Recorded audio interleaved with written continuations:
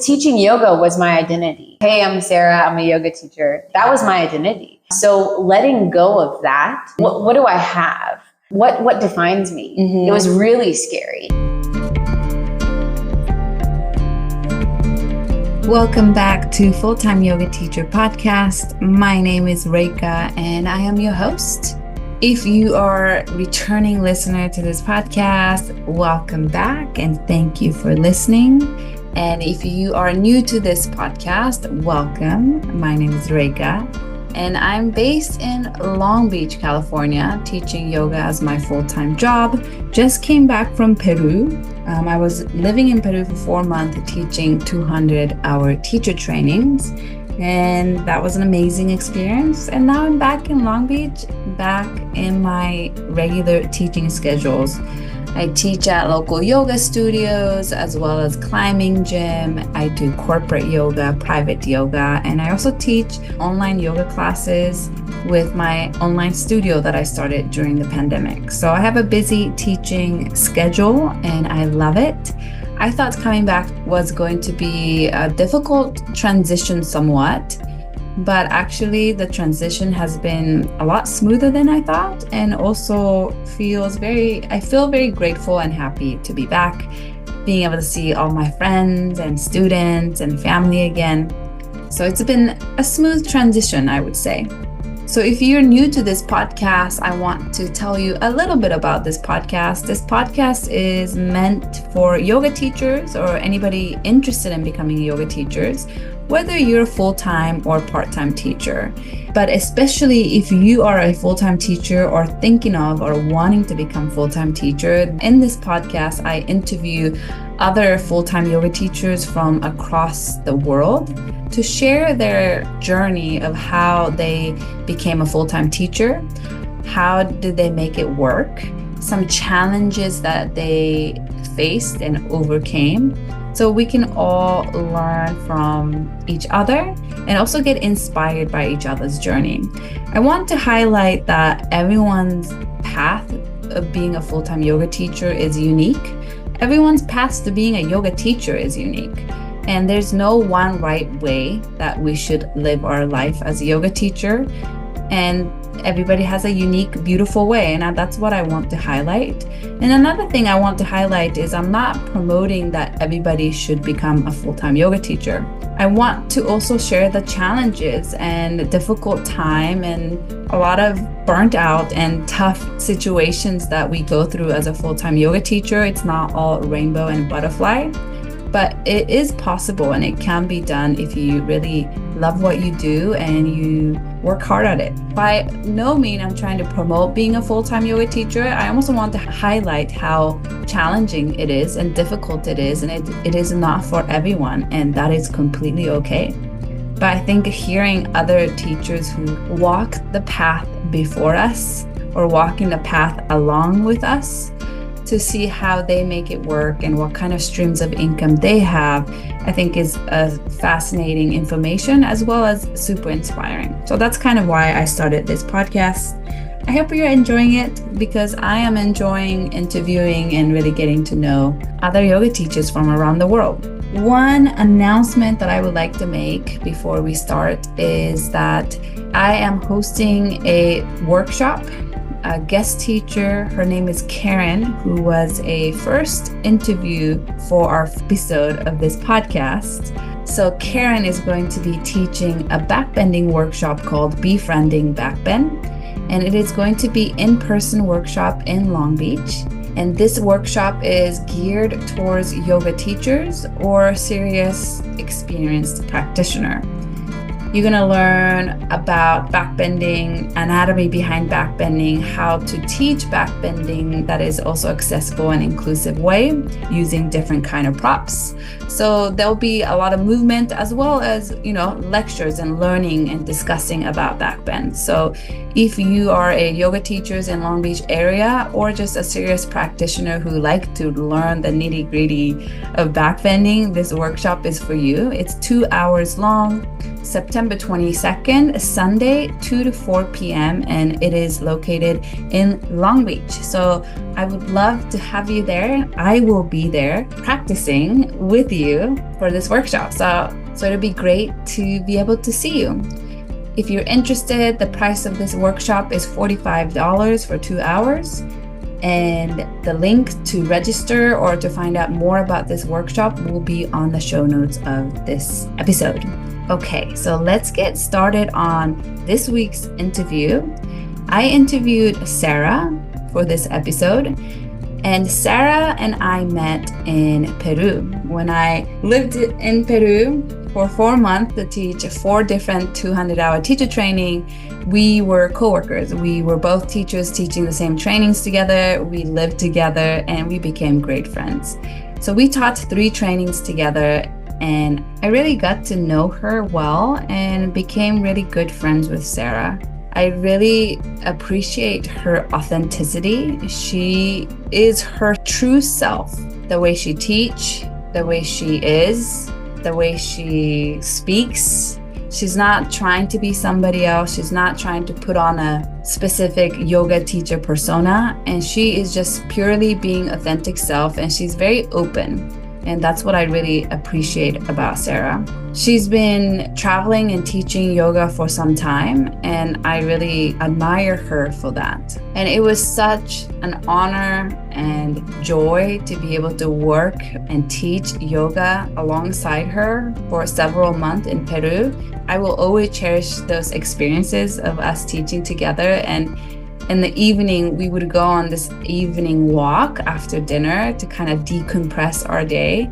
And that is, to this day, one of my favorite memories of Sarah and I, is going on that evening walk. She is now moved on to another job in Sacred Valley in Peru, which is near Cusco.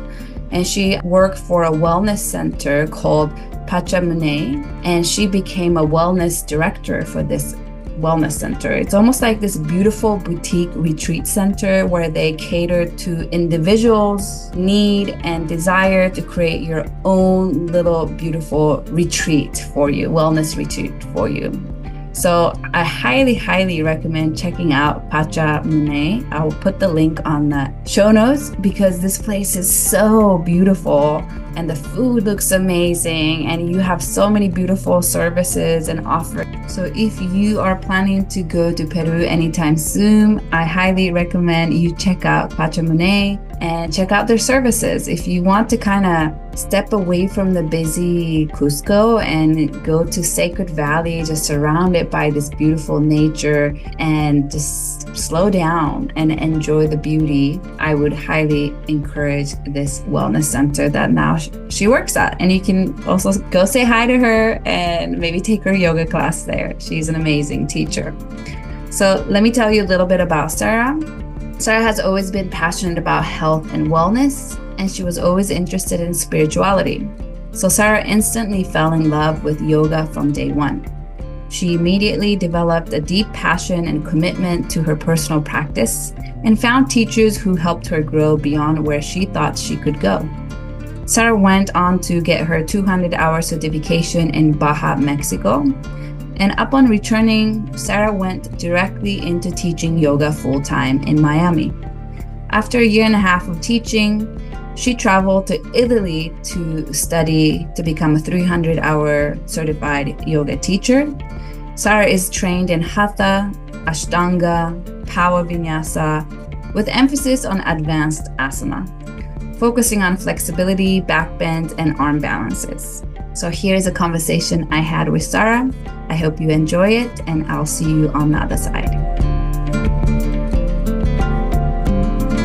Welcome, Sarah, for coming to join me on the Full-Time Yoga Teacher podcast. I'm so happy that I get to have this conversation in person, face-to-face. How are you doing today? I'm doing so well. Thank you so much for having me. I'm really excited to get to chat. Yes, me too. We've been trying to coordinate time to find time to do this interview for a while. So I'm so glad we get to do it now before you take off in a couple of weeks, you're moving on to a next location, which we will get to in this conversation. But before we start everything, maybe tell the listener, where are you from? And also, where are you now? So I am originally from Kentucky. So I always say I'm from Miami. That's where my teaching career before I started traveling. I was teaching yoga in Miami. And I was living there for the past 5 years. So I always say I'm from Miami, but I'm actually from Kentucky originally. And when did you move to Miami? I moved to Miami in 2017, 2018. Okay. Maybe. And were you already practicing yoga before you moved to Miami? No, I had done yoga one time with my grandmother. And my grandmother actually was going to yoga classes in the little town where I'm from in Kentucky. There's one yoga studio, and my grandmother was going to classes. And just one time I was really sore from driving on like a long road trip, and my grandmother taught me through some poses to do. So I don't really count that as I had done yoga before, but I do like to say that my grandmother introduced me to yoga. Yeah. And did you watch your grandma doing yoga growing up? No, not really. I think she actually started it after she got older. I think she started it probably once she was in her 50s and 60s. Wow, that's really cool, because back then I'm sure yoga wasn't so popular like it is now. Yeah, no, absolutely. And especially in a small town in Kentucky, I'm surprised that there even is a yoga studio. Yeah. And what brought you to your first yoga experience? So I was dating a guy in Miami, and his friend's girlfriend asked me to go to a class. And so I didn't really know her at all. And she was like, "Oh, I'm going to a yoga class on Sunday. You should come." And I was like, "Oh, okay, sure." But definitely in my head, I thought, like, I've always been very active. I used to play tennis growing up and throughout high school. And as an adult, I was on a competitive tennis team as well. So when I started yoga, I was playing on a competitive tennis team. And in my head, I had this idea of what yoga was, and it was slow and maybe like for old people. And I just, in my head, I was like, I'm not going to enjoy this very much. And what was your first class experience like? I'm really lucky that it was so amazing and beautiful. It was an amazing teacher. I still love her to this day. She is really engaging and gentle, but at the same time teaching a very strong class. And there were these people in the front row, like doing handstands, and like I was like, oh, I want that to be me one day. I decided from my first class, I cried during Shavasana. Yeah, and I decided then, like, I want to be quote unquote good at this. I was like, I want to be those people in the front row doing a handstand. Yeah, that's really cool, because I always hear stories of people having such a big, profound experience from their first yoga class, and that was for you. So I think that's really cool. And you said you cried in Shavasana. What brought that emotions or tears during Shavasana for you? Yeah, so I had just found out some fairly devastating news the day before. And I was just kind of rethinking my life, and I just felt really unsure. And I wasn't super emotional that day, but then after putting in all of this effort and I tried so hard during the class, and I was so sweaty, and after putting in all of that effort and then just laying and then just existing, and then having my mind kind of turned back on, like in a different way, I guess, after being exhausted and being so involved in the class and only thinking about, oh, how do I do this? What my right foot, And so then my brain turning back on after that, it was just like this flood of emotion. Sounds like amazing class that you took. It was. I'm so lucky. I feel really, because if it was which very easily it could have been a different style of yoga that's not necessarily for me, and it wouldn't have piqued my interest. And then I would have been like, oh yeah, what you think yoga is, now it's confirmed. You don't need to try again. Yeah. And since you had more athletic background of doing tennis growing up, was the class you went to, the first class, was it physically demanding and challenging class for you? Yes, yeah. So it was a Jivamukti class. So we did chanting in the beginning, and it was a very like creative, dynamic flow. Like I said, the teacher, she is really kind, and she speaks in a really kind way. She's very encouraging, but she does teach a really hard, like complex sequence with very cool, thoughtful transitions. And so, it was very physically demanding.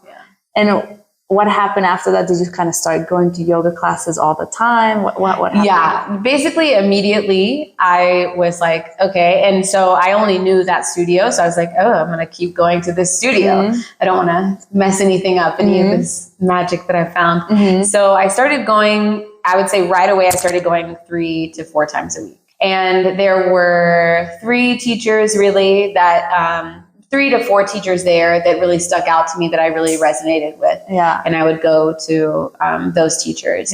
And I have a lot of students tell me now that if I correct their alignment or if I give them a hands-on adjustment, they say, oh, no one's ever taught me this before. Or, wow, I feel like I've been doing this alignment wrong for 10 years, you know?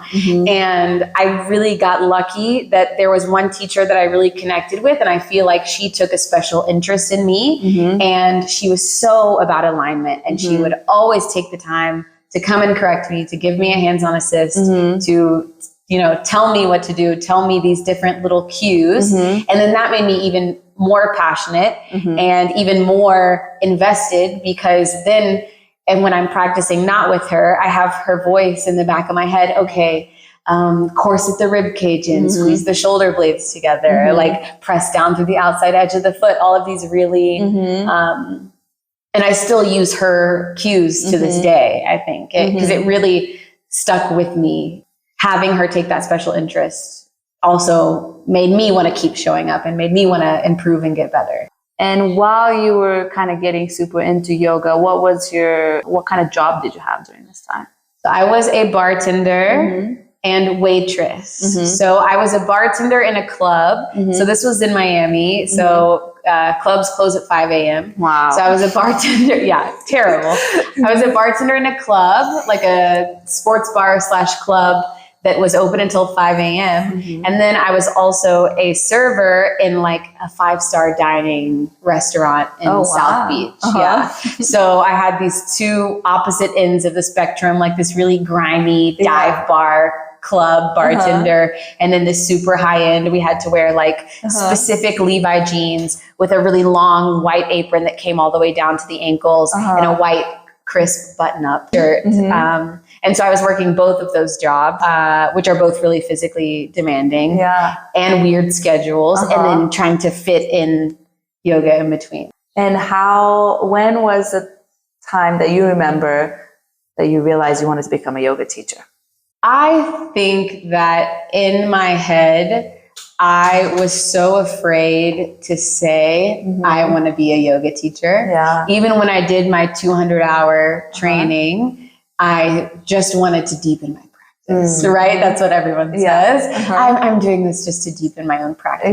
I think in the back of my head, I knew that I wanted to make it more of a lifestyle commitment, and I looked up to my teachers so much. Of course, I wanted to be like them.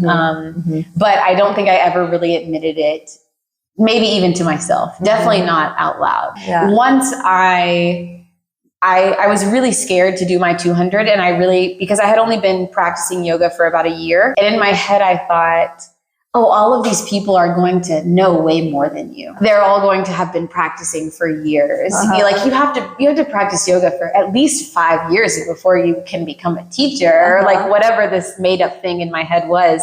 But I really thought everyone's going to be more experienced. Everyone's going to have more knowledge than you. And then when I saw that, like, I was the only one who knew how to cue a sun A and knew how to cue a sun B just from being so obsessed with it, I was like, oh, wow, maybe I could be a teacher. You deep inside wanted to, but that act, like making that idea into reality, came during your teacher training. It's like, oh, maybe I could actually do this. Exactly. Yeah. Tell me about your 200. Like, where was it? What kind of 200 was it? How did you choose that 200? So I did a 200-hour in Baja, Mexico. So like on the California coast of Mexico.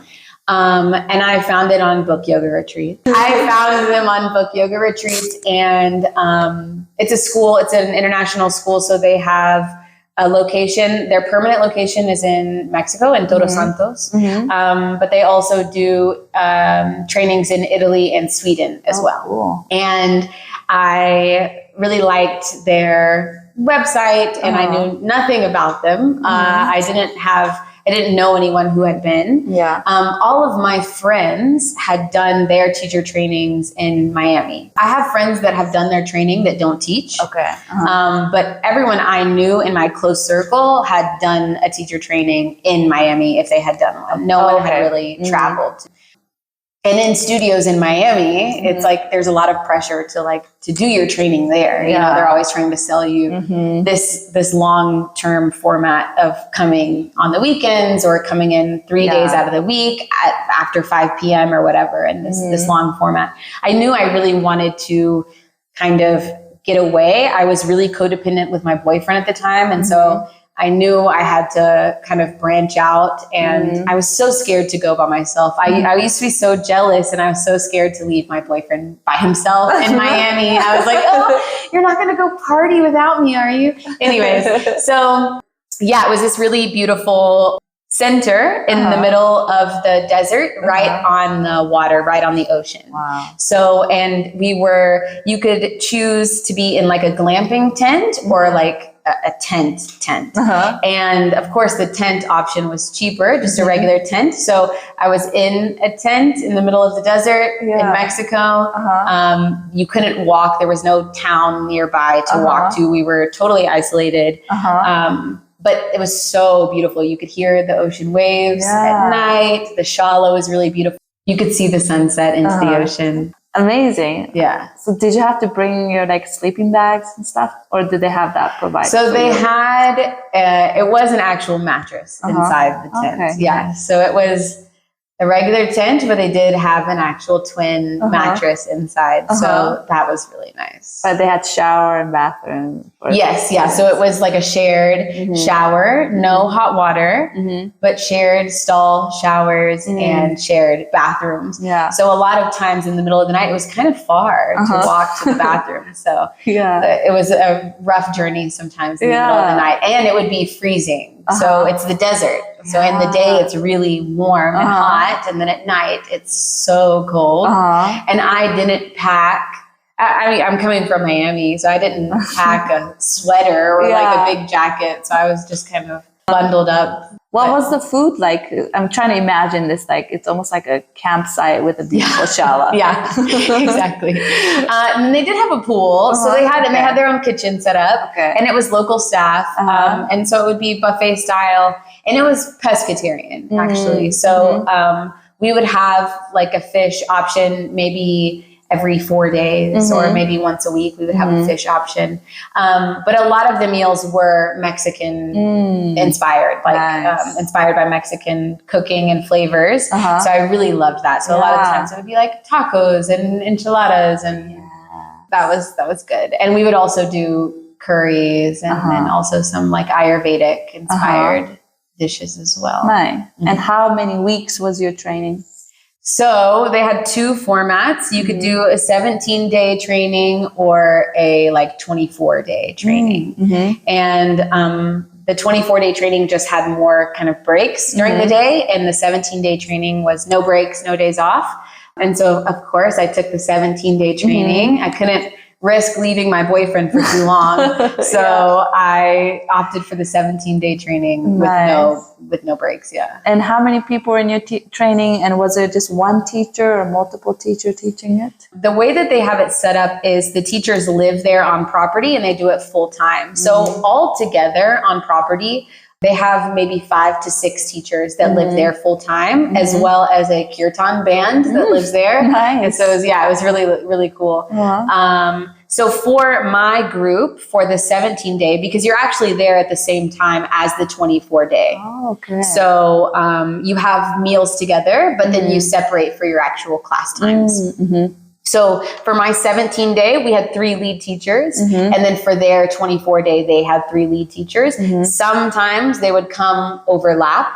But for the most part, we stuck with our 3 teachers and they stuck with their 3 teachers. I see. Yeah. And how many people were in your group? My group was maybe 8 to 10 people. And the 24-day group was, I think, 12 to 14. And was it a vinyasa training? Yes. Yeah. Okay. It was a vinyasa hatha training. It was a really interesting group because it was half men. And I'm sure you know, usually on trainings, it's mostly women. Just normally in even a yoga class, it's mostly women. But for some reason, even the owners were saying it was a really strange thing to have so many men. It was about 50-50 men and women. So it was a really cool dynamic to kind of... Looking back, did you enjoy that 200? Do you think it prepared you well for becoming a teacher? Yes. Yeah, absolutely. I actually still recommend... So it's called Yandara Yoga Institute. And I still recommend it to people because I do think it was such a beautiful experience for me.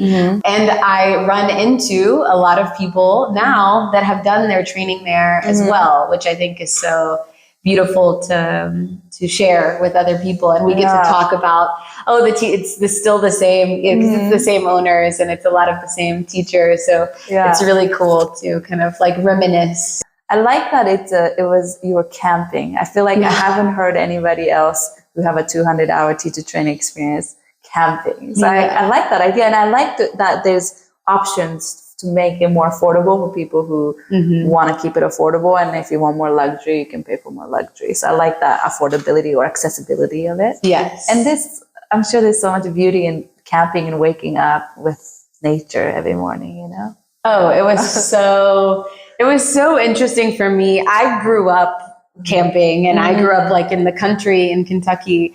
And so for me, I just immediately felt right at home. Yeah, I like could be dirty and like, oh, I'm sleeping in a tent. Like, it's expected of me to, it just made it feel even more homey. And then going to sleep with the sound of ocean waves, you can't beat that.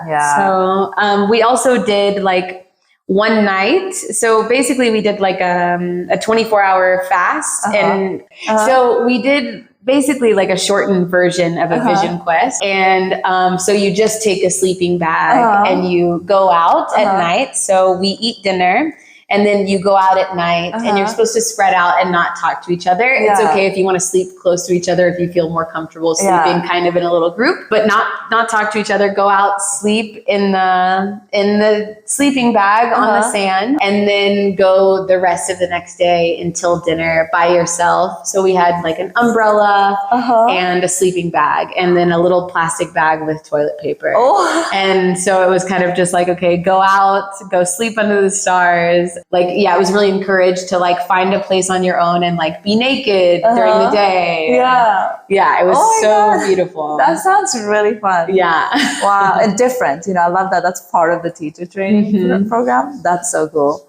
Tell me what happened after you finished your teacher training. You went back to Miami. Did you start teaching right away, or what was the transition like? So before I had left to do my 200-hour, I was still bartending and waiting tables. And then I also was working front desk at a yoga studio. So it was a like smoothie juice bar yoga studio. Nice. So I was like making juices and working front desk at a yoga studio. Nice. Just because I wanted to just be in that environment. So I did my 200-hour, I got back.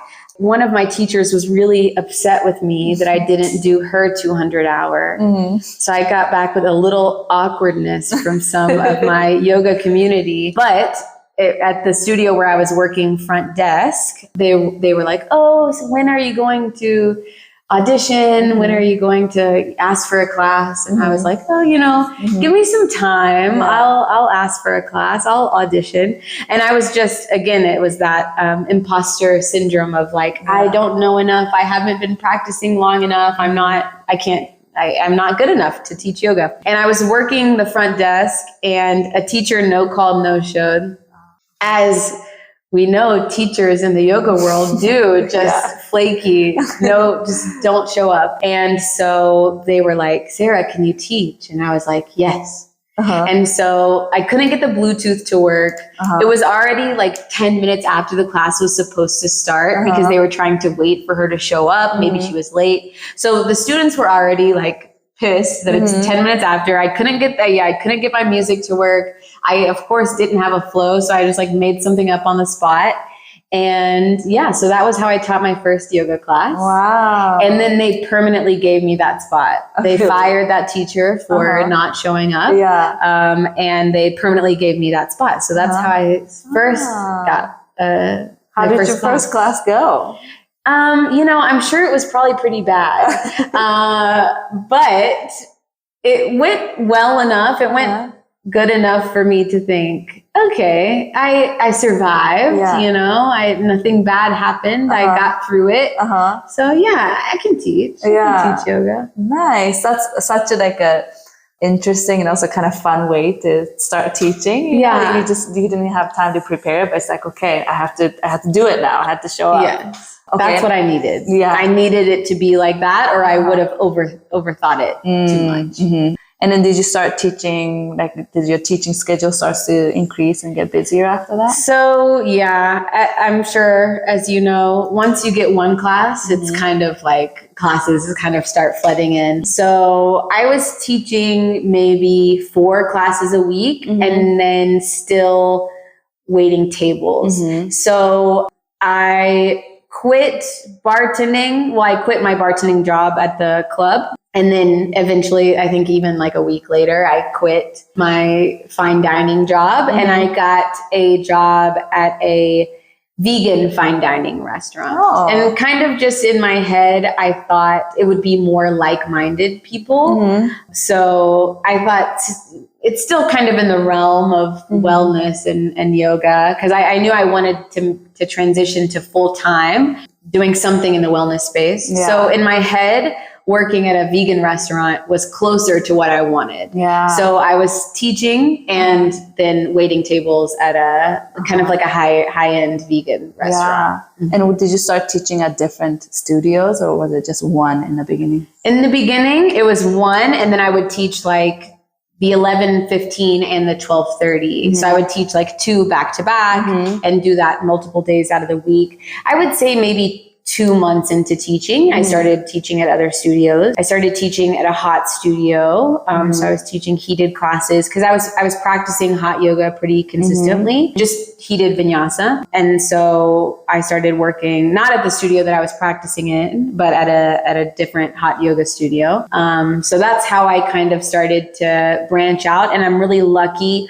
All of the studios that I worked for gave me a lot of freedom to teach the kind of classes that I wanted. I never worked at a studio that was like, oh, this is the flow or like it's a set sequence or really any guidance of what I had to do. I really had a lot of freedom, and that gave me the chance to explore, okay, what kind of yoga do I want to teach? What kind of teacher do I want to be? What kind of classroom setting do I want to have? Definitely for me too. I never worked for a studio that had a set sequence I had to teach, or even like a guideline of how they wanted me to sequence the class. I also prefer to teach at a place they give me a freedom to teach the way I want to teach. But I'm noticing that I could be wrong, but from speaking to different teachers, it seems like the bigger chain yoga studios tend to have more of a guidelines on set sequence of how they want you to sequence. And usually like smaller mom and pop, small business owned yoga studios kind of let you teach the way you want, which I can see. I'm speaking to some teachers, I understand why as a new teacher, maybe a set sequence or guidelines around sequence might be helpful if you're newer teachers. But if you're a vinyasa teacher, I would encourage teachers to like start playing around and finding a way to create your own sequence, because it's beautiful, it's fun, and it's also like a art form, I feel like. I think that we're really lucky that we never had to teach at a studio where they gave us a lot of guidelines. And I also think I totally agree that I see how it's beneficial in the beginning. Mhm. But I think that you figure out who you are as a teacher faster Yes. when you're being forced to be creative on your own. So true. Yeah. I think you find your voice faster because it's already really hard to find your voice, even with total freedom. Yes. Because you're like, oh, I want to be like this teacher. I want to be like that teacher. Oh, I want to teach this. I want to add in that. I want to do breath work. I want to do Qigong. I want to do Reiki. I want to do all of these things. And it's just kind of like, like you're just trying to figure it out and find your voice. Yes. So when you have this influence of, okay, well, I have to teach this sequence, I think finding your voice probably is even more challenging. I think so. I think I'm very fortunate that I never had to work for a studio like that. I have interviewed for a studio that had a guideline, and after one phone interview, I was for sure like, okay, this is not my place. It's not a place for me to work for. I did the exact same thing where I thought I wanted to work somewhere, and then after the interview process, I was like, oh, actually, no, I don't. This sounds terrible. I prefer the freedom for sure. Okay, so tell me how you went from teaching few classes and then 4 classes a week or so, and then working at a vegan restaurant, and how did you kind of slowly transition deeper into a yoga world? Yeah, I kept picking up classes here and there, maybe picking up a private here and there. And then it was taking up too much of my time to still continue to wait tables. So I was really lucky that one of the studios I was working for gave me a lot of contracts, like with the city. So I was teaching like city classes in the park. Nice. And I got like corporate contracts through them where I had set private clients guaranteed each week. So that's how I started to make enough money, because I was picking up classes here, picking up privates, picking up kind of different, not just teaching in a classroom studio setting, teaching in these different ways, that I started to make enough money to teach yoga. And so by the time I was teaching full time, I taught around 22 to 25 classes per week. That's including group classes and privates. Yeah. That sounds about right in terms of like how many classes you have to teach to make a living as a full-time yoga teacher.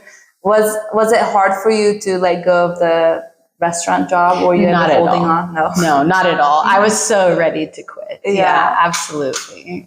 And when you were teaching that many classes, how many different locations were you teaching?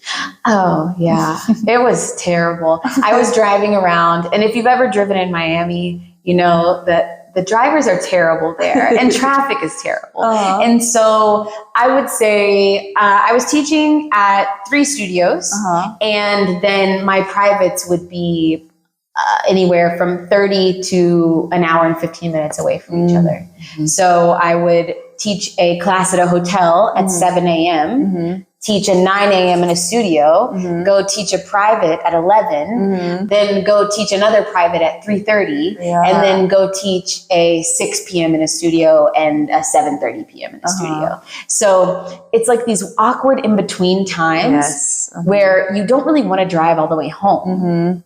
But you also have nothing to do. So you either just go, like, I would sit in my car and listen to podcasts, scroll on Instagram just to pass time. Or go out to eat, go get a smoothie, sit in a coffee shop, just kind of killing time. And then your day feels so long. So, okay, I taught 5 classes today, 6 classes today, but I was gone from 6:30 a.m. until 9:30 p.m. So it was really, really, I was just trying to say yes to everything, and I just wanted to make it work. So I wasn't concerned with if they were close together. I was just concerned with, yes, I will take that job. I have to drive 45 minutes with no traffic. Yes, I'll take it. Definitely. I've been there. I've been through that phase as well. It's not a good place to be as a teacher. And it really made me, so I did that for about a year, and I was so burnt out. I was so unhealthy. I had lost my own personal practice, which is why I wanted to teach yoga, because I wanted to be able to practice more. Because I was practicing 6 days a week, and I started to lose my practice. And I didn't want to teach anymore. So I totally burnt myself out, and I got really physically ill. I got COVID, and then I kind of healed from that. And then 2 weeks later, I got a really terrible flu, and I was in Argentina. So I had already taken like a month off of work. I had found subs for a month, and then I decided I don't want to go back. So I quit all of my jobs. Some of them were really sad, but yeah, I had to tell everyone, like, I'm actually not coming back. I've just felt like I mentally, physically couldn't do it anymore. It wasn't sustainable. It took you to leave that, being in Argentina or just like traveling or spending time away, to realize that's not the life I want to go back to. Exactly. Yeah. I was just kind of on autopilot. I was just kind of, wake up, you go teach this class, you go blah, blah, blah. I was on autopilot. And then when I had the pause and I had the time and the space away, I was just dreading going back. And I was like, oh, if you're dreading it, then just don't go. Did you make that decision while you were in Argentina? Yes. Yeah. Was it scary for you to let them know that you're not coming back? Yeah, because teaching yoga was my identity. I'm Sarah, I'm a yoga teacher. That was my identity. So letting go of that, what do I have? What defines me? It was really scary. Yeah. And then I also felt like I was letting these people down. Like having to tell them felt like one of the hardest things I ever had to do. I felt like I not only felt like I'm losing my identity, I felt like a failure. Like how can other teachers do this and I can't? Yeah, I questioned my whole existence and my purpose, right? Because we teach yoga because we have this passion and it's kind of our purpose, and we want to spread yoga and live this lifestyle. And then to have to say, okay, I have this quote unquote success, but I want to give it all up. And I don't even want to teach yoga. I don't think I'm meant to be a teacher. I don't want to teach anymore. So then I no longer have this. It's cool to say you're a yoga teacher, right? It feels nice. It was my whole identity. And what happened after that? I want to know. Yeah. So I took probably a month. So I was also going through things in my life, right? Like I broke up with my boyfriend at the time, and I lived with him. And so I had to move back to Kentucky from Miami. I moved back to Kentucky to live with my mom.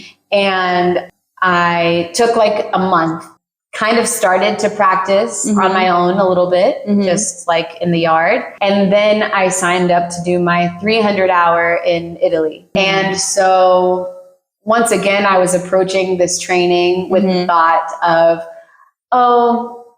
I'm kind of just doing it for myself to get back into my practice. I don't know necessarily if I even want to teach again.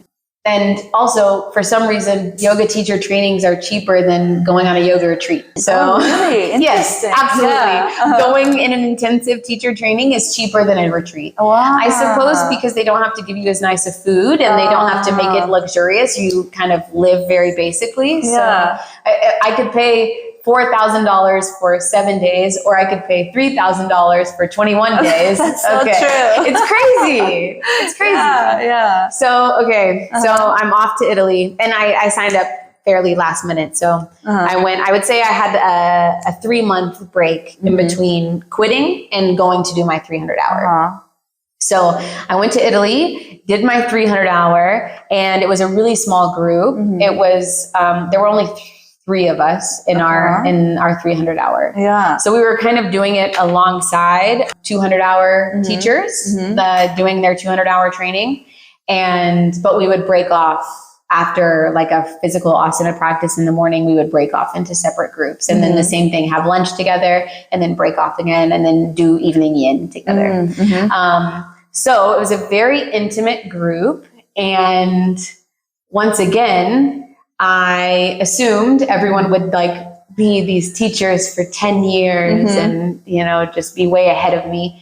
And I surprised myself with how much I knew and how much experience I actually did have. You get a lot of hours in teaching when you're teaching 25 classes a week in a year. So, so that was a nice surprise. And I do feel like I learned a lot in my 300-hour. So I finished that. That was 21 days. And it was in a small town in Italy on the coast, on the sea. And we stayed in a very basic hotel, and they just kind of turned the hotel into a yoga space. And we did yoga in the restaurant area of the hotel. Nice. Yeah. So I did that for 21 days. I ended up staying in Italy for 2 months after that. Yeah. So I stayed my 90-day European visa. So then I had to leave. So I actually ended up getting back with my ex-boyfriend at the very end of my trip. So when I came back to Miami. And did you feel, well, first of all, I completely understand about teaching 20-something classes a week and trying so hard to make it work, like make enough money to live, because I'm sure Miami's not cheap and similar to LA, and burning yourself out. And I also, like, I think you said, I feel like a failure because I see how it's other people doing it, but I can't. And I remember feeling the same way. And I think something I realized along the way, hopefully, is that not everyone who teach quote unquote full time is really like fully financially have to support themselves. Some people call themselves full-time teacher and they might teach only 5 classes just because they don't have another job or another. So I think as a full-time teacher who really feel like we have to make a living fully, we do have to, like, if you're only teaching group classes, we do have to teach that many classes, and it is hard and it is not sustainable. Burnout is a real thing. And yeah, I just wanted to say that because that's one of the reasons why I wanted to start this podcast, is because I wanted to show other teachers what it's like to be a full-time, both beauty and passion, but also the challenges and struggle, you know? So yeah, thank you for naming that and sharing your experience about teaching that many classes and burning out and feeling like I don't want to teach anymore. And while you're struggling, while you're going through this, and then you say it to these people in your life, oh, I'm just so exhausted, I'm so burnt out. But isn't your job so relaxing and easy? You only teach yoga. You teach 5 classes a day. That's only 5 hours a day. It's so... It really is frustrating also when you're hearing, so you already feel like a failure. Why am I so burnt out? This is what I love. I'm so lucky that I get to make what I love my living. But then also you have your friends telling you, I wish I could have my passion as my job, or, oh, it must be so easy. Yeah. Or when you say, oh, I teach, let's say 28 classes a week. And if you're a yoga teacher, you realize how hard that is. But if you're not a yoga teacher, they might think, okay, so you work 28 hours a week, you know, less than full-time hours. It must not be that hard. You must have such a relaxing and peaceful life as a yoga teacher. But actually, I also remember feeling very stressed out, and I even developed the thyroid issues because how stressful my life is as a yoga teacher. So it is a thing. Yeah, it is not easy. 28 classes a week is not 28 hours a week. Exactly. Yeah, definitely. Well, tell me, after you finished your 300 in Italy, you stayed for a while and you decided to move back to Miami. Did you feel like you were ready to start teaching again? No. Okay. No, I still was very hesitant to go back into teaching. I knew I wanted to be somewhere in the realm of yoga. I knew I still was very passionate about it. I still was practicing, every single day. And I wanted to be somewhere in that realm, but not in a teaching position. So I applied to work front desk at a studio that I saw. It just so happened I saw on Instagram that they were hiring for front desk. As soon as I was moving back, it was perfect. It was like 4 days after I had moved back. So I interviewed to work front desk, and that was enough for me. Just being front desk was enough for me. So I started there. It was a pretty large studio in Miami. And it just so happened that the girl that was training me was the manager, and we became really immediate friends. We immediately had a bond, had a connection. And she was managing the studio, and she was transitioning out of managing the studio. And so like within a month of working there, they asked me if I was interested in managing the studio. So I was like, okay, I never would have applied. If it was a job posting to manage a studio, I never would have applied. I didn't think I knew enough about running a studio to run a studio. So yeah, I was happy with front desk. They asked me to manage. So I was like, okay, sure, I'll try. So in the beginning, I was just managing and then working front desk. And so a class opened up and they knew that I was a teacher. Yeah. And I think that they just assumed that I wanted a class. Normally I would say 90% of their teachers have done their teacher training.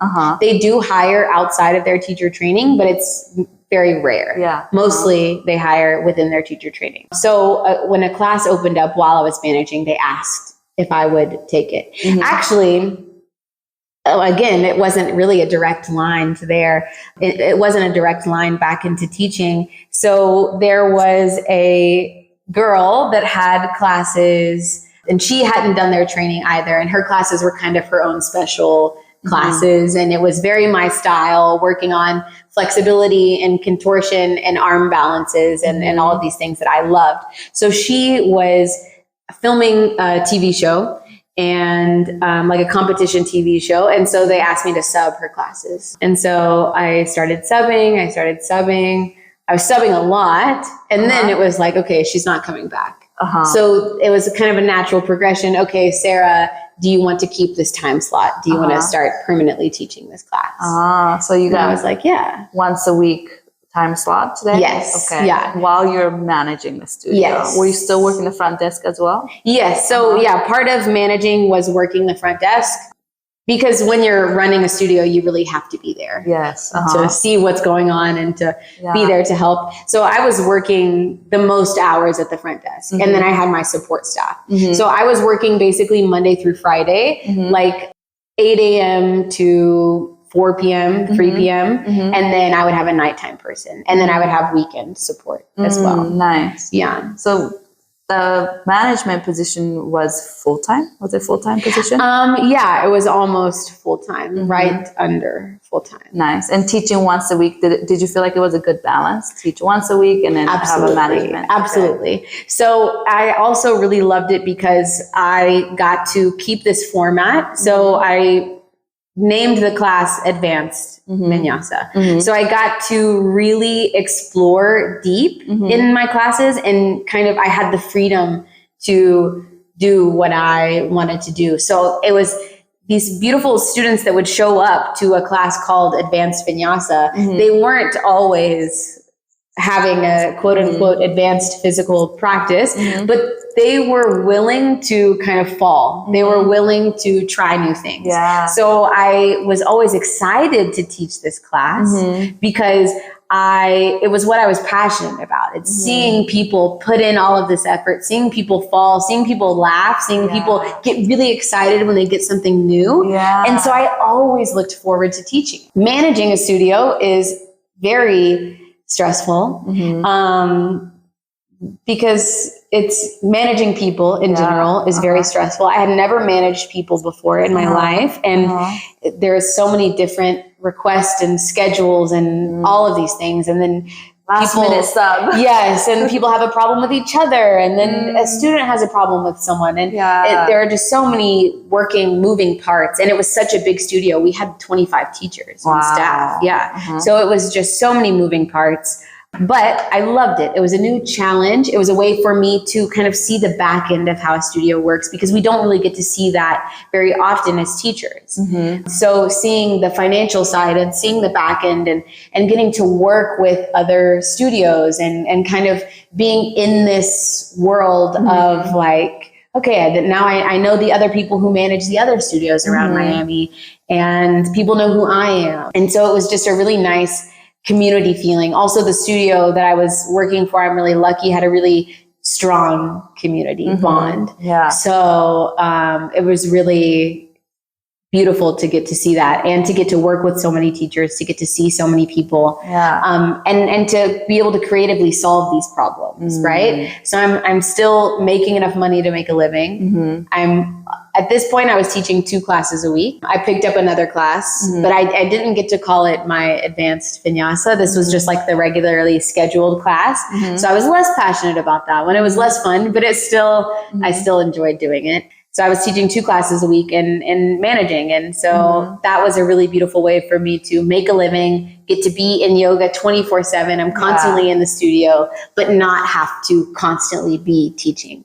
So when you teach like once, twice, 2 classes a week, I feel like the beauty of that is you really get to like put your passion and like all of your effort and love into that class you're teaching, compared to when you're teaching 28, 30 classes a week. You start to lose the spark and passion. It can get repetitive. You can start to get tired and exhausted, and it kind of leads to burnout. And I feel like when you can have few classes, you can really focus to, you can really keep that passion and spark going. That's a comment I wanted to give. But another one is, do you feel like you were better suited as a manager, like a studio manager, than being a full-time teacher? Yeah, I'm not quite sure, actually. I still wonder that.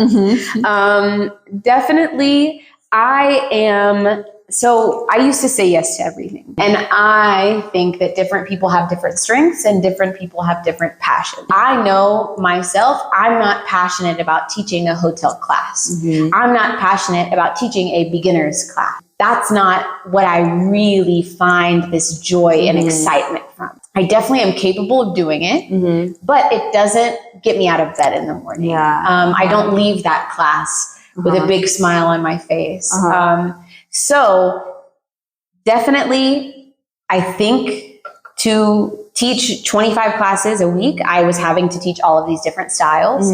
And so I don't think I'm suited for that. I don't want to phone it in. I want to be fully present and passionate and give it my all. So definitely teaching the 2 classes a week, even 1 class a week, I think I would be happy with. But also at the same time, do I think that I'm better suited for managing? I don't know, because managing is really challenging. I'm a really direct communicator and at the same time not. I also can get very scared to communicate and kind of not speak my needs. And so I found managing very challenging, especially trying to run someone else's studio. You're not always going to get it right, and not everything's going to be perfect. And I'm such a perfectionist, and I really want everyone to be happy, and I really want everyone to have the best experience, and I want everything to go smoothly. So my failures were really, I took them very personally and very hard. I can imagine being a manager. I never managed a studio, but I've seen many managers and owners, as well as interviewed some managers and owners, and it looks very tough for sure. And definitely some people are more suited than others. I would imagine that direct communication will be a good quality as a manager, I feel like. Yeah, I think as long as you know how to come across and you never know how people are going to take things. Yes, so true. Yeah. Some people require a more delicate touch. Yeah, for sure. And how did your family and friends react to you pursuing yoga as a profession? It doesn't have to be teaching, but like career-wise, like managing and kind of really taking the direction of your career towards yoga and wellness.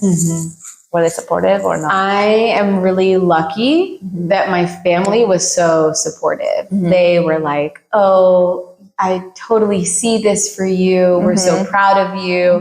Very much so. My boyfriend at the time was a little bit less supportive. He definitely was like, you pursue whatever you want to pursue. But he was maybe the person saying, well, your job must be so easy. You only teach 5 classes. That's 5 hours. So he was maybe that person that was not very understanding about how hard it is, how much hard work and effort you put in. So maybe when I would like come home after a hard day and be like, oh, today was so rough. And he had a very corporate job and a very high level corporate job. So maybe a yoga teacher coming home and complaining about how rough their day wasn't very well received. And I think it's harder when somebody who's closest to you is not as supportive or encouraging of your path. I used to have a partner who also wasn't super supportive of me choosing to, teach yoga or being in the yoga world as my career path that I've chosen. I remember he used to say, so when are you going to get a real job? And that was really hard because I knew for me, this was a real job. This is something I really was passionate and strongly wanted to pursue. But for some, I think it's the hardest when it's somebody so close to you who doesn't believe in you or maybe aren't as supportive. So yeah, because that's your sounding board. That's who you're getting these daily either affirmations or like cut downs from. Yeah, you know? yeah. And I remember earlier you said, that you were attached to the identity of, yes, I'm a yoga teacher and who would I be without it?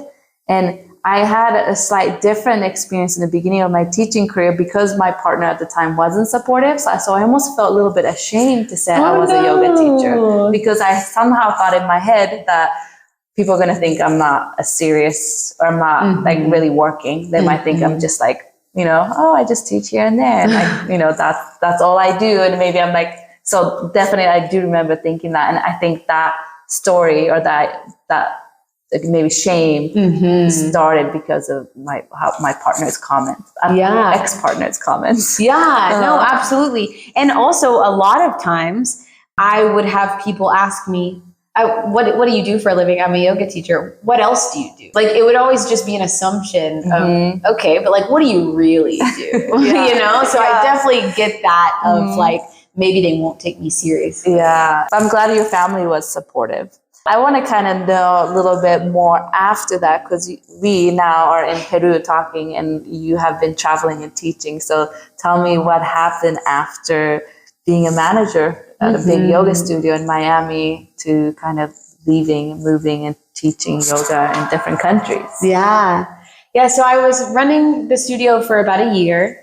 And I built a really beautiful community and I built a really great relationship with the owner and my coworkers. And so that's how I got my first opportunity to work on a yoga teacher training. So we did and that was my first experience traveling and teaching as well. So we did a 2-week immersion in Costa Rica and there was the owner and 2 other teachers. And it just so happened, it worked out. They didn't originally ask me. I'm seeing a pattern in my career of where things just kind of happen and they're not direct. It's never been a direct path for me. It's always been like, oh, well, something last minute falls out of place and it perfectly fits with me jumping in. So they were planning this 200-hour and the original teacher who always has taught other teacher training for the past 5 years couldn't go for this teacher training.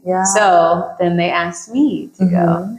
And of course I was like, yes, of course I'll do it for any amount of money. I just want to go to Costa Rica and teach on a 200-hour teacher training. Yeah. So I did the 2-week immersion with them. I taught on that course. It was beautiful, beautiful experience. We had such good students. We had such a great group, which makes a big difference. We had such a great group. Yeah, so that was the first taste that I got of traveling and of teaching on teacher trainings. I realized that I was more passionate about teaching on teacher trainings because, as I said earlier, I don't really care how someone's practice looks.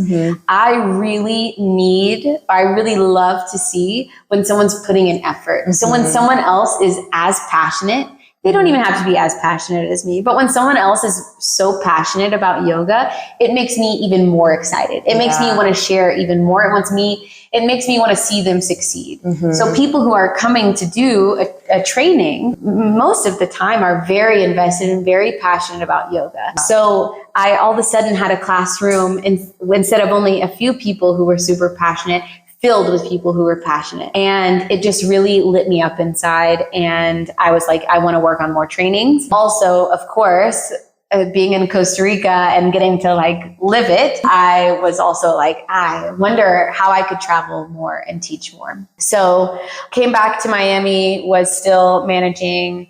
And then I was with my partner at the time and we were kind of having problems and I kind of just didn't want to live in Miami anymore. It was feeling suffocating. It was so much partying. It was so much like plastic surgery and just so transient, so many people in and out. And even though I had the best friends maybe that I've ever had in my life, I had actually for the first time in my life, I felt like a real community and real friends that supported me and were good for me.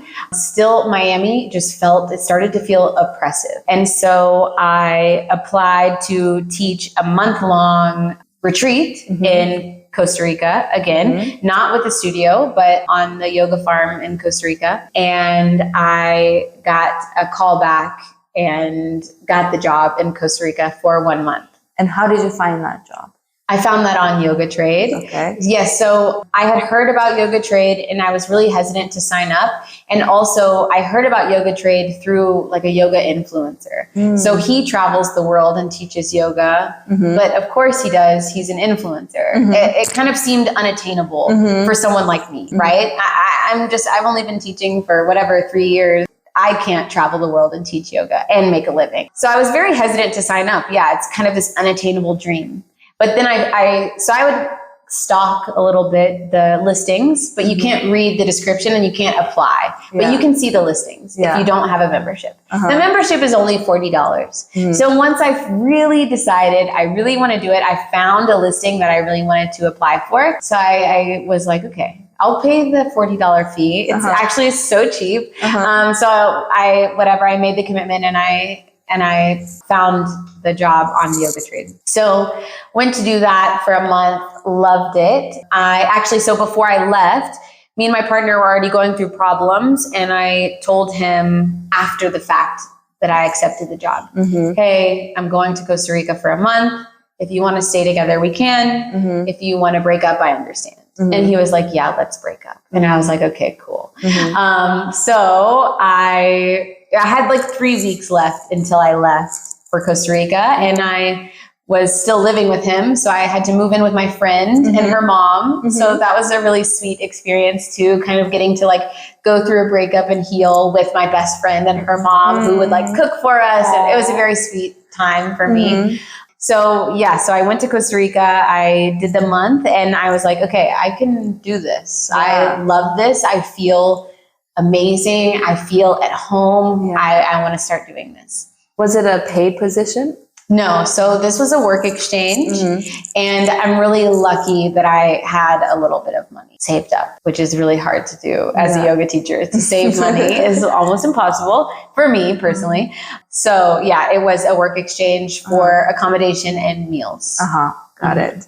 And then for those of you listening who don't know Yoga Trade, it's a website. You sign up. It's $40 a year, right? Yes. For the whole year. Once you sign up and become a member, you get to see all the job posting all over the world for yoga teachers, and not only teachers, but massage therapists or content creators, photographers, chefs, those kind of things. You can actually look for a job and apply for those jobs once you have a membership. And I think a lot of the traveling teachers I have interviewed for this podcast all have talked about Yoga Trade. So it's a great website to get a membership if you want to look for yoga teaching jobs in different countries.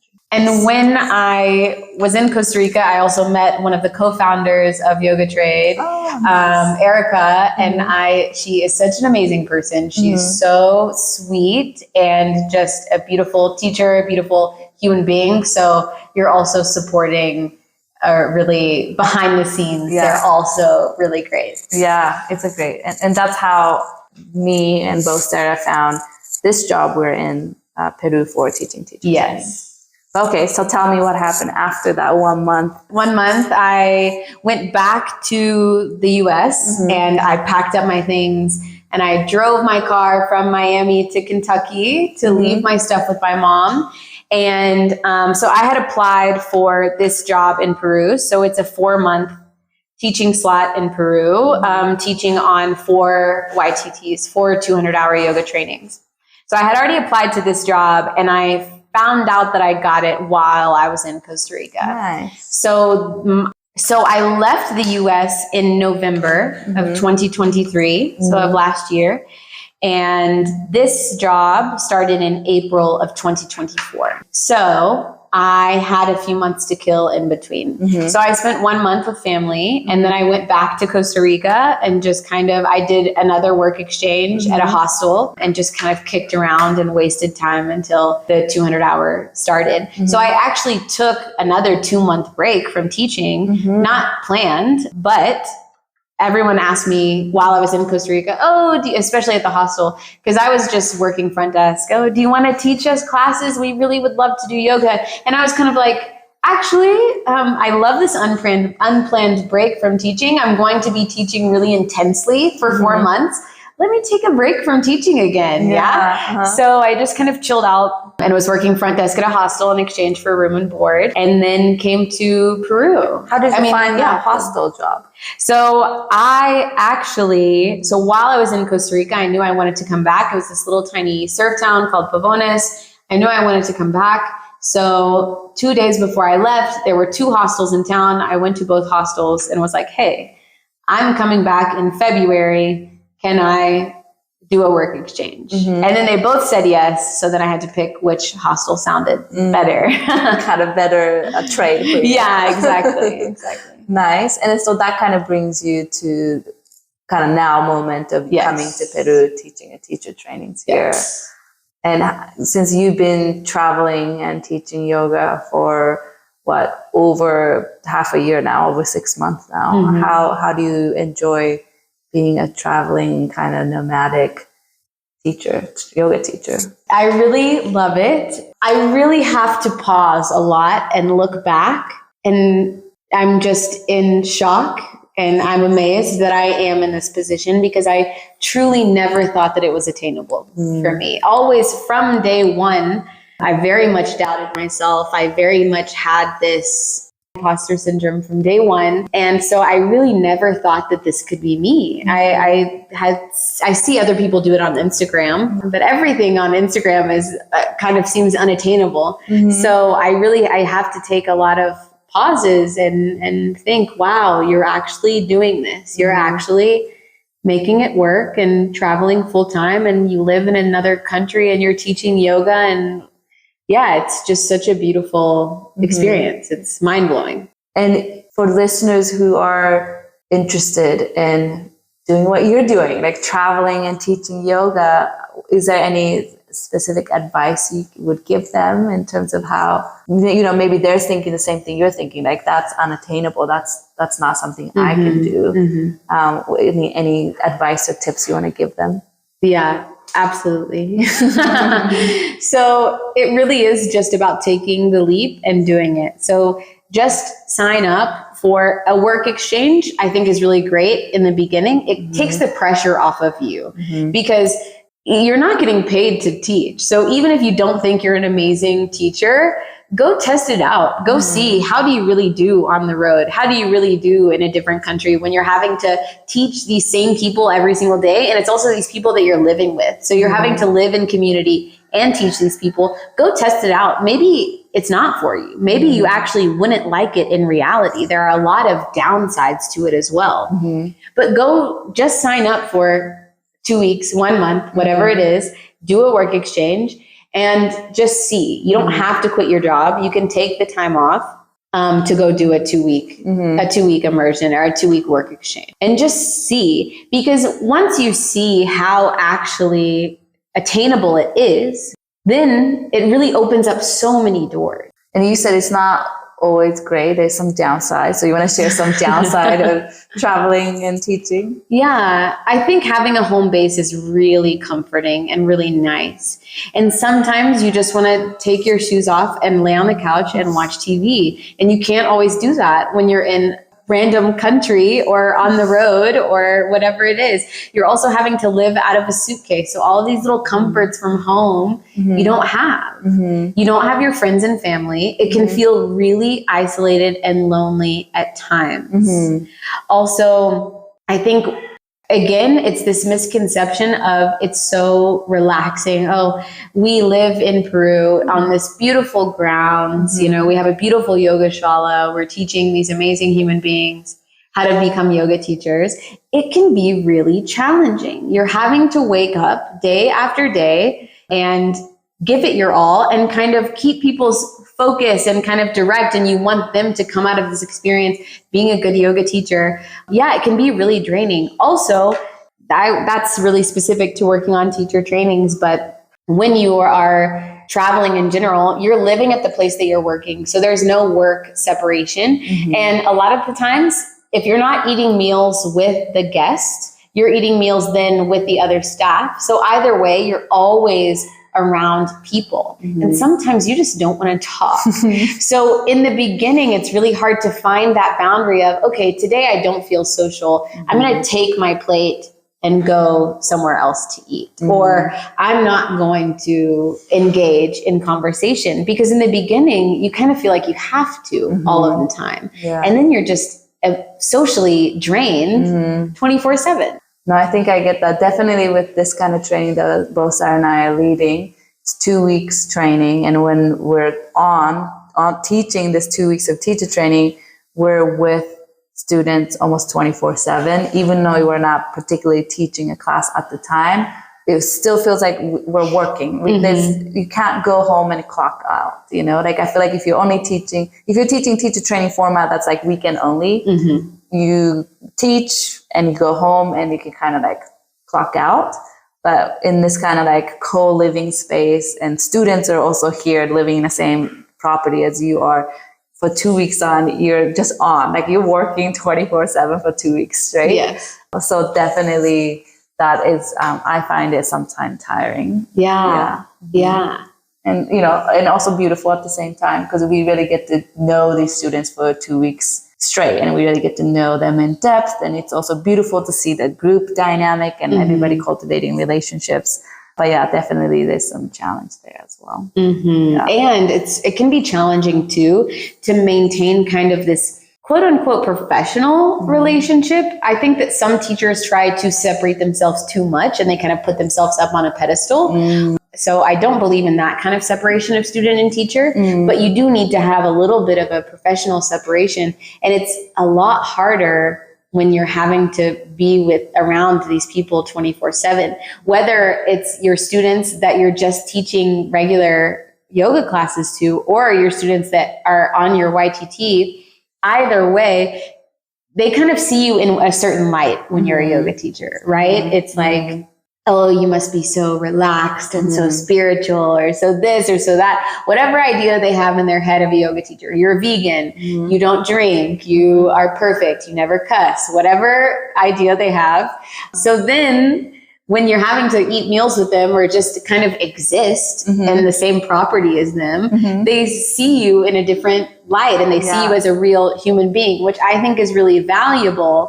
But at the same time, it's definitely easier when you don't have that personal relationship and they just see you as a teacher. Yeah, you bring in such a great point there. And so I feel like you have such a different and a lot of experience in the yoga world of being a manager, working full-time, teaching 20-something classes a week, and also experiencing a burnout. And then now being a traveling yoga teacher and also being part of teacher trainings. What are some lessons that you have learned in this teaching career that you want to share with the listener, or maybe even mistakes you made along the way that you wish you knew about this sooner? So any kind of tips for the listener?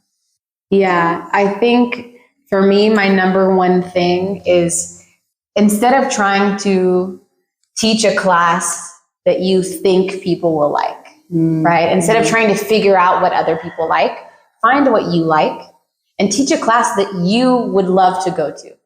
And as long as you're teaching a class that you would love to go to, there are other people in the world that will also love that class. If you're trying to read other people's minds or teach a class that you think other people will like, you don't even know if there's anyone that likes that class, because you're just guessing. So if not even you would like your own class, how can you expect other people to connect and to enjoy your class?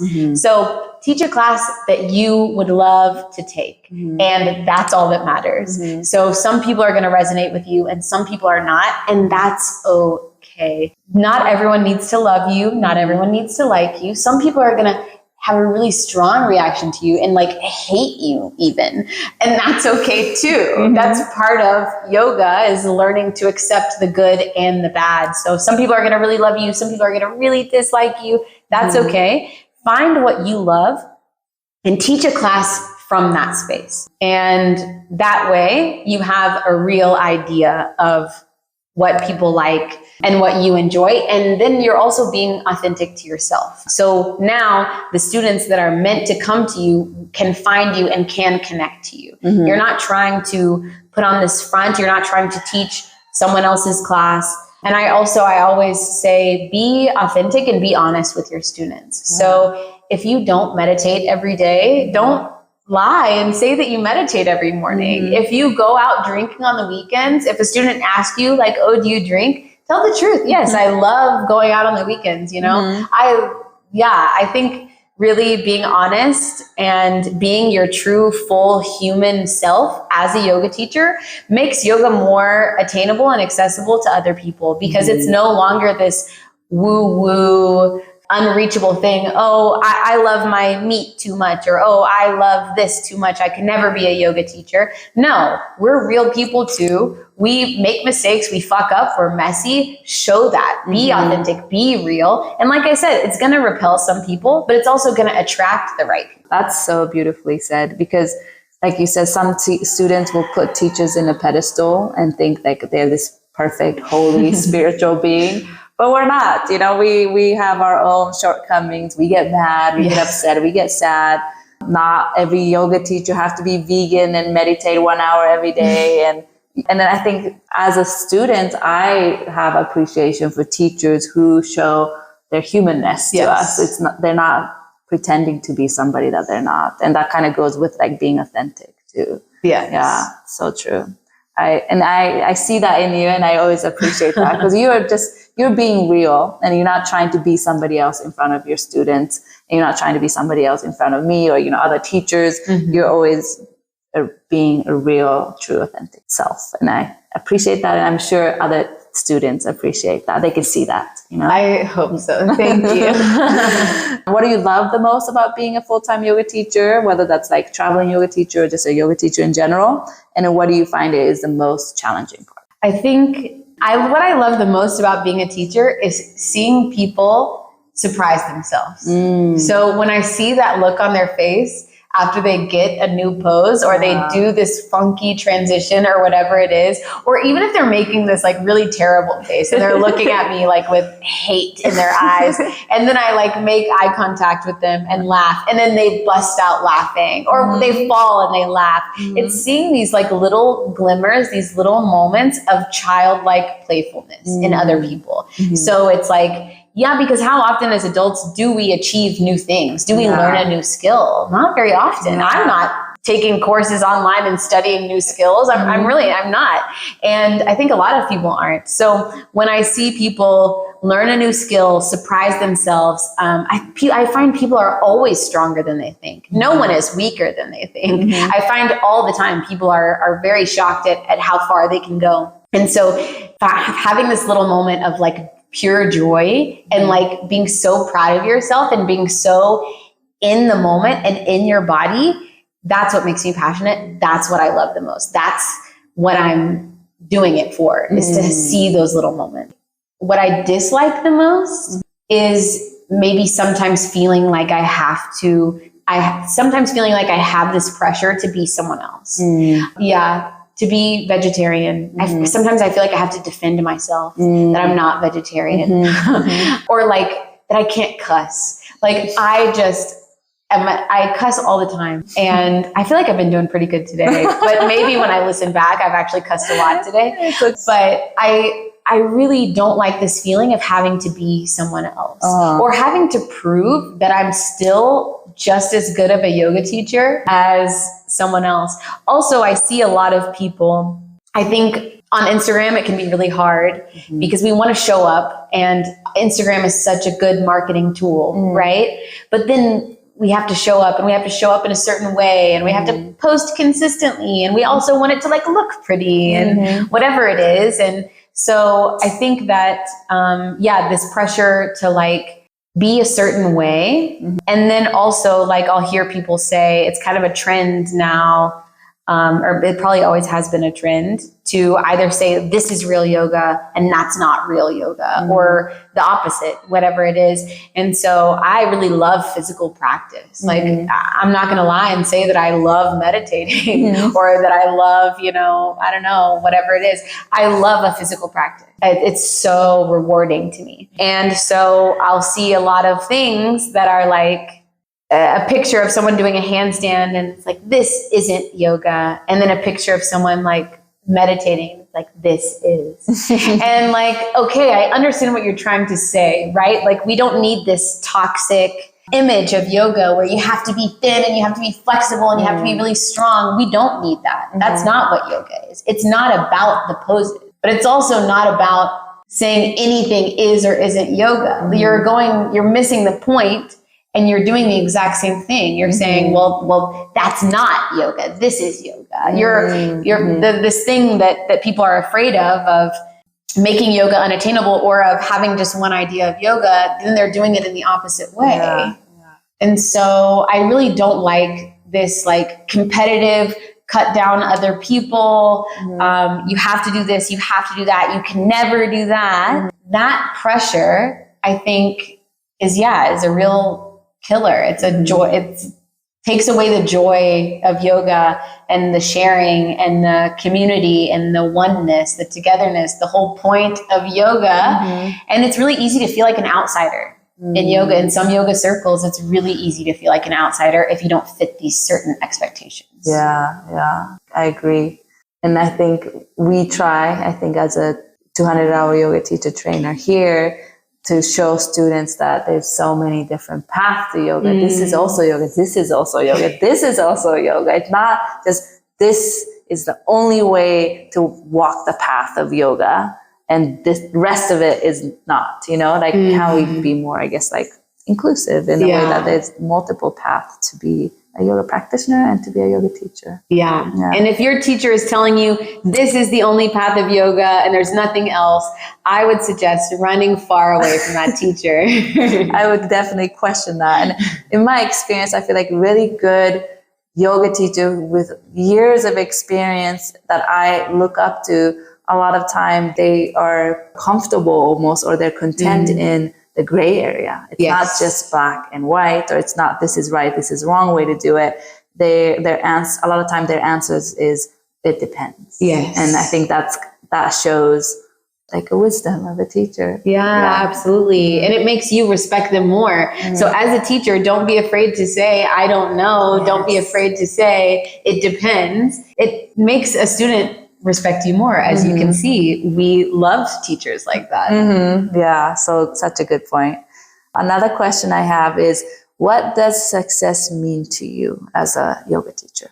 I'm not sure if I know the answer to that. I think I'm still figuring it out. What does success look like as a yoga teacher? For you? For me, yes. So when I can show up authentically and I'm giving it my best, that is success. As long as I'm showing up for my student and I'm present with my student, then that's been at least a successful class. Yeah, no, I like that. It's like a simple and true. My last question for you is, where do you see yourself going as a yoga teacher? Do you have a vision of the kind of yoga teacher you want to be? Do you have goal or direction that you want to take your teaching to now that you are in Peru? And I don't know where you're headed next. So maybe share like, where do you see yourself, or what are the direction you want to walk towards? Yeah. So after this, I am going to kind of run a wellness program at a retreat center. And it's a one-on-one retreat center. So instead of doing big retreat that anyone can join, everyone that comes to the retreat center gets a personalized plan. So they get personalized nutrition, personalized one-on-one spiritual counseling, personalized yoga classes. Everything is personalized down to the last little detail. So it's really, really intimate. It's really private. We only have 4 rooms. So I am so looking forward to getting space to work one-on-one with people and getting to explore movement that is healing and beneficial for different body types and different mental types too, right? So I have signed a year contract with them. It's such a beautiful, beautiful space. It's called Pachamunay. It's in the Sacred Valley in Peru. So I'm staying in Peru. And so I have a year contract there, but I do hope that it's long-term. I love the owner. We share a lot of the same visions and a lot of the same approach on spirituality and kind of ideals. And it's just a really grounded spiritual approach. It's not this trying to escape the body or trying to transcend the body or trying to get out of the world that we live in or get out of society. It's how can I live in the modern world and stay grounded and stay true to myself and keep my body healthy and keep my mind healthy and still be spiritual while at the same time existing in the modern world. We have no choice. It is what it is. So this trying to constantly escape, I think, does more harm than good. How can we live alongside of it instead of trying to run away? But so hopefully that's long term. Hopefully that's even more than a year. And yeah, I don't know if I necessarily see myself teaching. I don't see myself teaching 25 classes again, that's for sure. But I would love to continue maybe teaching one YTT a year. I would really love to have my own 100-hour module where I work with teachers on assisting and instructing advanced asana. So these arm balances, handstands, whatever it is, these more like challenging physical postures, kind of helping teachers be more comfortable guiding people into those and supporting those. What are the assists? What are the little tiny detail cues into it? Yeah. I love that for you. I feel like you'll be amazing at it. And you also I just want to say, so many little drills and exercise, a little thing that you can do to help your body prepare to try those kind of poses. You know, I feel like you have collected a lot of knowledge and skill sets along the way of this journey of yoga for you that you have so much of that to share. So that sounds amazing for you to run that 100-hour advanced teacher training. That would be really cool. And I'm excited for you for your new position in Sacred Valley. Thank you. I'm so excited to kind of continue following your journey and see where you go. Is there any questions that I didn't ask or anything you want to say, share with the listeners before we end this podcast? And no, I really do think that the main takeaway that I want whoever is listening to get from this, to get from everything that I had to say, is to just go for it. And everything that you want to do is attainable. This amazing studio that you want to work for, you can work there. You want to have your own retreat, you can do it. You just have to do it. You just have to go out and do it. I promise, me and you sitting here in Peru, teaching in the middle of the jungle, teaching on 200-hour YTTs, the only reason that we're here is not because we have a different opportunity than everyone else. It's because we put ourselves out there and tried to do it. And maybe you're going to fail a few times, and that's okay. Just keep the things that you really, really want to do, keep trying. Yeah. It is attainable. I promise. I was the hiring manager at a really big studio, and the people that I hired were the people who I knew were reliable, who I knew were going to show up, who really wanted to be there. These really cool teachers that have been teaching for a long time and have a big following. If I didn't feel like they were passionate about working at the studio, I would rather hire somebody pretty fresh off their YTT that really wants to be there, So you never know who's going to say yes. You'll never be able to get these opportunities if you don't put yourself out there or you don't try it. See if you can do something. And if it fails, that's okay. Get back up and try again. Exactly. Yeah. I love that message. Love it. So tell the listener how they can find you, your social or your website, or if you have any upcoming offering events, anything you want that, listeners can connect with you. My Instagram is the Miami Yogini.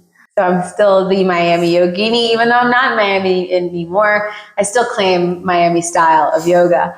And then also you can come spend time with me in Peru. You can come stay with me and do yoga with me every day in Peru. So send me a message on Instagram. Let's connect. Yes, I will definitely link all of your socials on it. And anybody who come visit Peru anytime in next year, especially in the Sacred Valley area, that's where Sarah will be. So thank you so much for your time. I really appreciate having this conversation. I felt like I knew you quite a bit already, but after this conversation, I feel like I know you even more. Yeah. So I really appreciate that. Thank you so much. I had so much fun just talking. We talk, we go on walks every night and we get to talk and debrief about our day. So it's really fun. I feel like we're just Yeah, chatting. So, I love chatting. It's been fun. Thank you.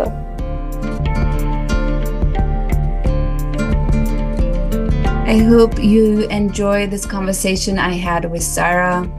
Like I said earlier, working with her in Peru was such a joy. I really enjoyed working with her as well as with Alina, which I interviewed in previous episode. And just living together and becoming really good friends.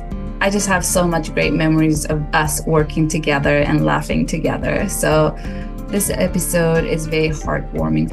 I really wish the best for her in Sacred Valley at her new job at a wellness center, Pachamne. And if you ever want to check out that wellness center, it's a boutique wellness center, super cute, gorgeous place.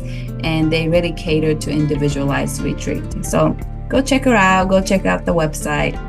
And again, thank you so much for listening this week. I want to remind you about the Backbending workshop that Karen is teaching in Long Beach. That is September 22nd, 2 to 4 p.m. Sunday. It's $45 drop-in, and I'll put link to register on the show notes. This workshop is going to be amazing. It is catered specifically for yoga teachers, but serious practitioners and longtime experienced students are also welcome.